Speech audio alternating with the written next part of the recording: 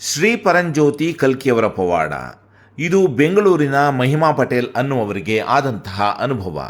ಅವರು ಹೀಗೆ ಹೇಳುತ್ತಾರೆ: ನಾನು ನಿಯಮಿತವಾಗಿ ಹೋಮಗಳಲ್ಲಿ, ಕಾನ್ಫರೆನ್ಸ್ಗಳಲ್ಲಿ ಮತ್ತು ಇತರ ಹಲವಾರು ಪವಿತ್ರ ಕಾರ್ಯಕ್ರಮಗಳಲ್ಲಿ ಭಾಗವಹಿಸುವುದರಿಂದ ಮನೋಹರವಾದ ಮುಕ್ತಿಸ್ಥಿತಿಗಳನ್ನು ನನ್ನಲ್ಲಿ ಅನುಭವಿಸುತ್ತಿದ್ದೇನೆ.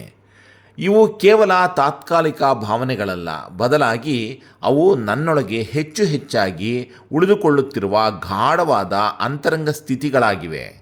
ನಾನು ಯಾವಾಗಲೆಲ್ಲ ನನ್ನ ಕಣ್ಣುಗಳನ್ನು ಮುಚ್ಚಿಕೊಳ್ಳುತ್ತೇನೋ ಆಗ ಬಲವಾದ ದೈವಿಕ ಬೆಳಕು, ಪರಂಜ್ಯೋತಿಯು ನನ್ನನ್ನು ಸಂಪೂರ್ಣವಾಗಿ ಆವರಿಸಿಕೊಳ್ಳುವುದನ್ನು ನಾನು ನೋಡುತ್ತೇನೆ.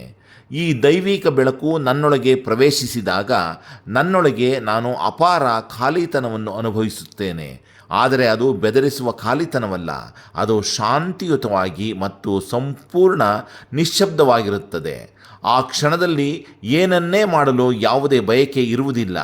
ವಿಷಯಗಳೆಲ್ಲವೂ ತಂತಾನೆ ಸ್ವಾಭಾವಿಕವಾಗಿ ಸಂಭವಿಸುತ್ತಿರುತ್ತವೆ.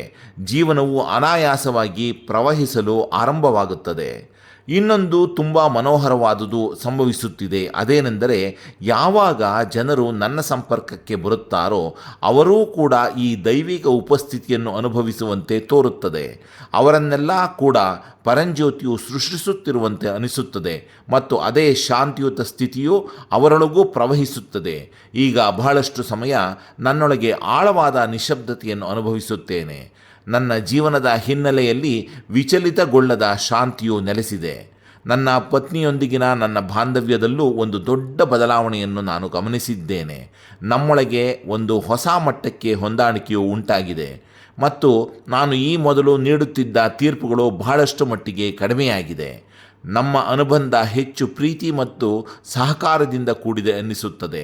ಈ ಎಲ್ಲ ಪವಾಡ ಸದೃಶ ಬದಲಾವಣೆಗಳು ಮತ್ತು ಈ ಎಲ್ಲ ಪವಿತ್ರ ಮುಕ್ತಿ ಸ್ಥಿತಿಗಳಿಗಾಗಿ ನಾನು ಶ್ರೀ ಪರಂಜ್ಯೋತಿ ಭಗವತಿ ಭಗವಾನರಿಗೆ ನನ್ನ ಆಳವಾದ ಕೃತಜ್ಞತೆಗಳನ್ನು ಅರ್ಪಿಸುತ್ತೇನೆ. ನಿಮ್ಮ ದೈವಿಕ ಪಾದಕಮಲಗಳಲ್ಲಿ ನಾನು ಎಂದೆಂದಿಗೂ ಇರಲು ಬಯಸುತ್ತೇನೆ.